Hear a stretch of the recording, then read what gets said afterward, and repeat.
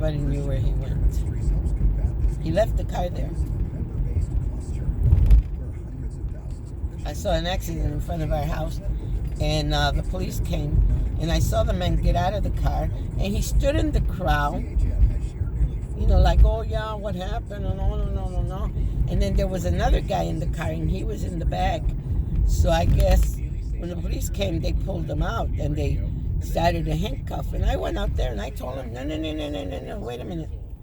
He's not the one that was driving. I don't know where he came from.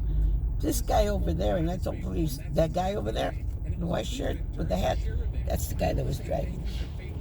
So they arrested him? So the police went out, come here, amigo. Oh, no, me leave, me no, okay.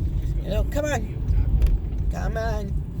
So he says, are you willing to testify if you have to? I says, I sure will. Mm-hmm. He just banged up that car. That could have been my car. Yeah. And he's trying to get away with it. It wouldn't have been so bad if I saw him trying to put a note. Yeah, He says, yeah.